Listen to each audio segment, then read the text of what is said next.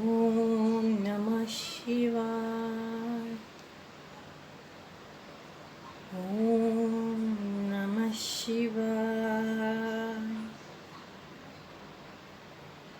Om Namah Shivaya.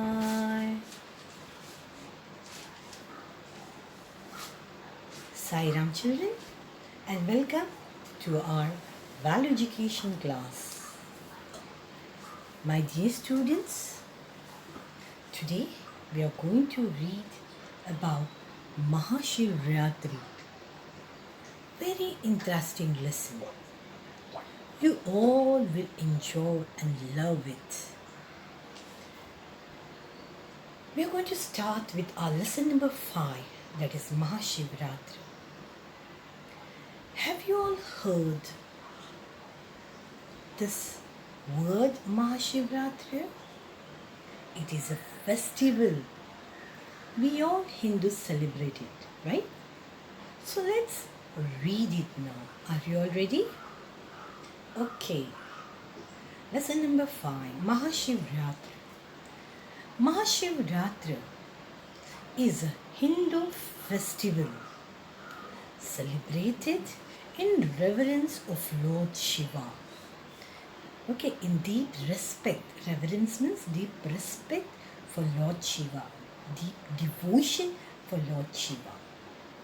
This falls on the 13th or 14th day of the dark half of Falgun. Falgun is the month according to the Hindu calendar. And according to English calendar, it falls either in the month of February or in the month of March. Shivratri. See this word Shivratri. Lord Shiva, and Ratri means light, night. Shivratri literally means the night of Shiva, Lord Shiva. The ceremony takes place at night. It is said that Shiva was married to goddess Parvati on this day. Okay, those who celebrate Mahashivratri, they don't sleep that night. At 12 they conduct Aarti, and after that bhajan, kirtans are sung. Many stotras are also chanting. We'll read about it. Okay, so let's continue. People observe strict fast on this day. Even in your house, your parents, your grandparents, they must be fasting. Okay, during Mahashivratri. There are some devotees, they do not even take a drop of water. Very strict fasting they do. They don't eat anything, nor they drink water. They keep awake at night. They don't sleep at night. Here are some of the images I have put for you. Lord Shiva marrying goddess Parvati. Here it is. Beautiful images. Okay, so shall we start? Shall we continue? The devotees, they offer bean or bilva or vilvam leaves to Lord Shiva. See, you must have visited a temple, a Shiva temple during Mahashivratri or during your Mondays. In the month of Shravan, on Mondays, many of them, they visit Shiva temples and they offer milk, water, flowers and leaf, that is called as bay leaf. Okay, and this all is offered on the shivlings. You know now what is a shivling? Yes. So this all is taken to the temple and offered to Lord Shiva. Hymns in the praise of Lord Shiva, such as Shiv Mahima, Shiv Tandava Stotra, and Pancha Akshara Mantra, and many more stotras, many more bhajans are chanted or sung with great fervor, that is sincerity or zeal, and devotion. It is believed that he who utters the name of Lord Shiva during Shivratri with perfect devotion and concentration is free from all sins. It's not that you just join your hands, you close your eyes, you're thinking of something else is going on in your mind, and you're chanting the name Om Namah Shivaya, Om Namah Shivaya, Om Namah. No. This way, your prayers will not be accepted. When you're praying, when you're chanting the name of the God, any God or any mantras, you need to concentrate. The prayer should come from your heart. It should be very devotional. Okay? Then only your prayers will be accepted by the God. Okay? So, when you utter the name of the God with perfect devotion and concentration, you're freed from all your sins. Many people,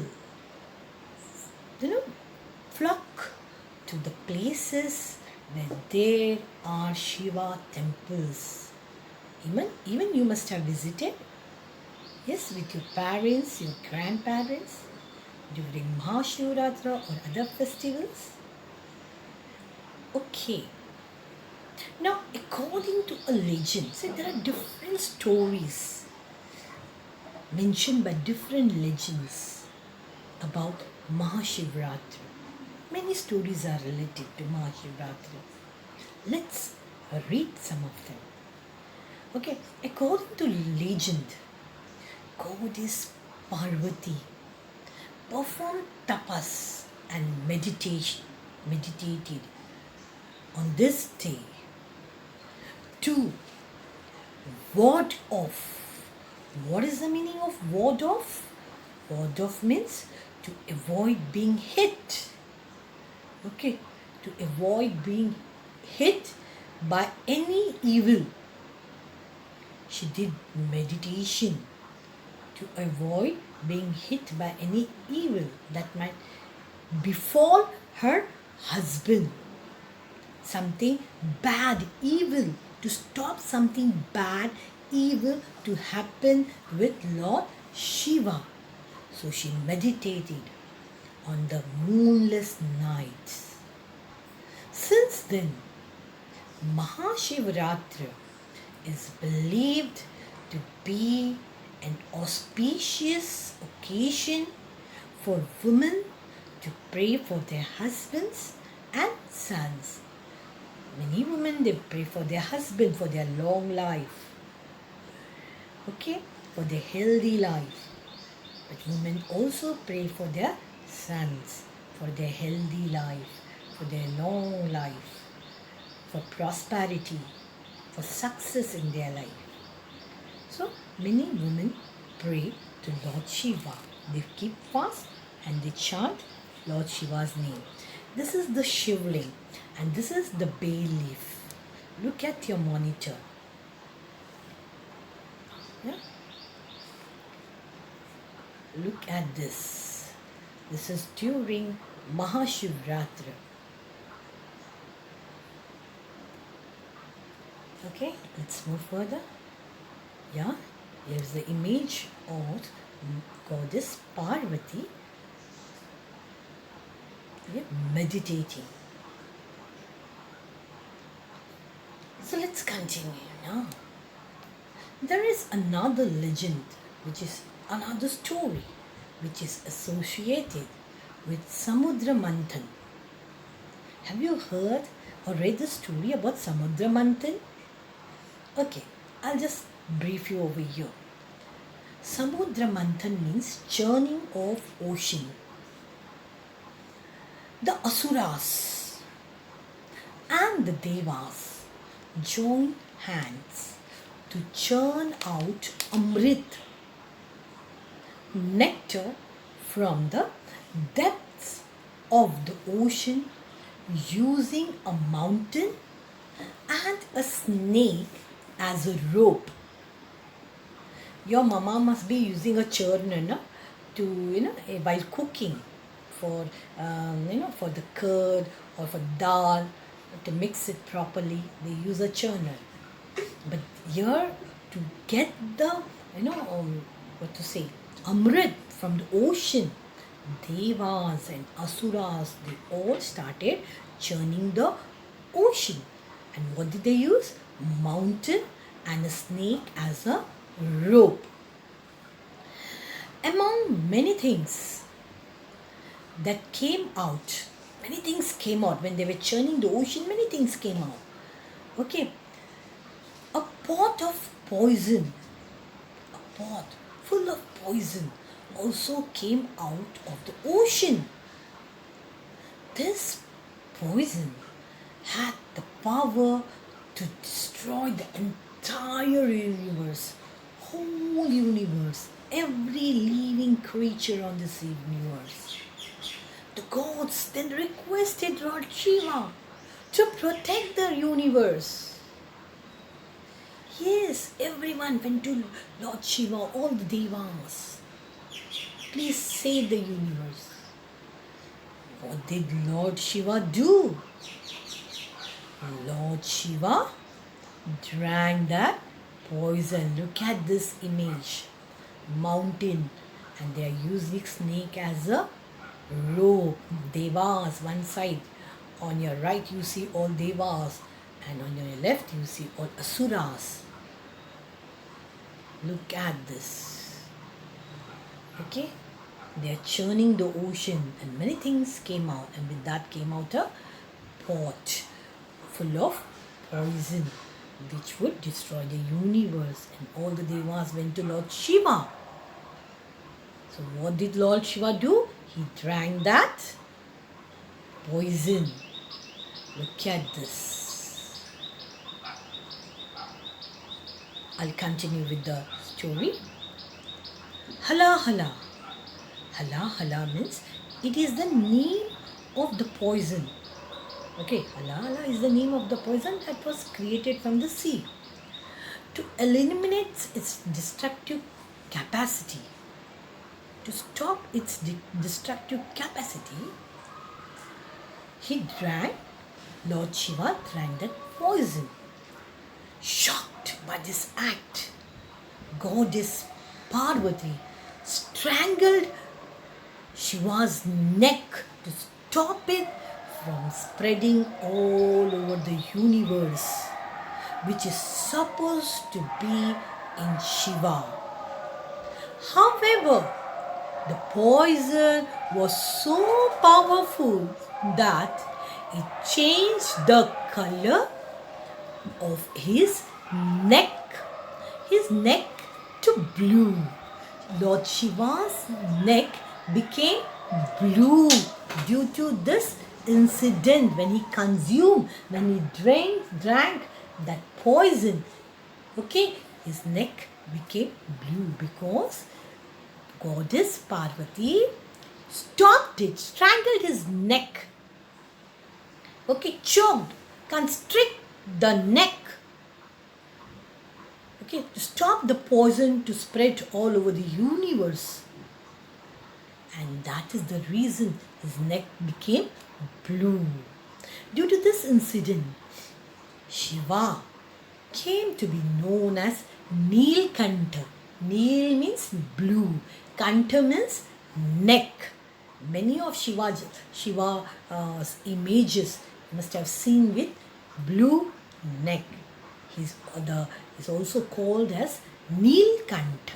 Okay. Chalo, now let's continue. Another legend says that There was a hunter. Look at this story. Listen to this properly. There was a hunter in Varanasi. His livelihood was to kill. Hunter means he kills animals. Yeah. And sell animals and birds. And whatever he earns, that helps to him and his family to survive. One day, he was roaming in the forest in search of animals. He was overtaken by the darkness of night. He was roaming around and it became dark. Night. Okay, it became very dark in the forest. Now, nothing was visible. So he was unable to return home. He climbed the tree for shelter because there was a fear. Wild animals were roaming around about in the forest. To safeguard his life, okay, he climbed a tree for shelter. It happened to be a bale tree, and that tree where he took the shelter was a bale tree. He had shot a deer, he had killed a deer that day, but had no time to take it home. So what did he do? He bundled it and tied it to a branch on the tree. He tied it to the branch on the tree. As he was tormented by hunger, he was very hungry. He was suffering with hunger. Okay, physically he was suffering because he was very much hungry. Not only hungry, he was thirsty too. He couldn't sleep. He kept awake throughout the night. He shed tears profusely. He cried. Continuously he cried. Okay, because he was hungry, he was thirsty, he was not able to go home. And especially he cried when he thought of his poor wife and children who were starving and anxiously awaiting his return, waiting for him to return home. To pass away the time that night, what did he do? He engaged himself in plucking the bay leaves and dropping it down on the ground. That day was Shivratri. There was a shivling below the tree. All the bilwa leaves he plucked and he dropped. He plucked and he dropped. And that leaves fell on shivling. The hunter did not know this. He was not knowing that there is a shivling just under the tree. But still God Shiva blessed him. Moreover, one more merit the hunter earned. When he returned home, look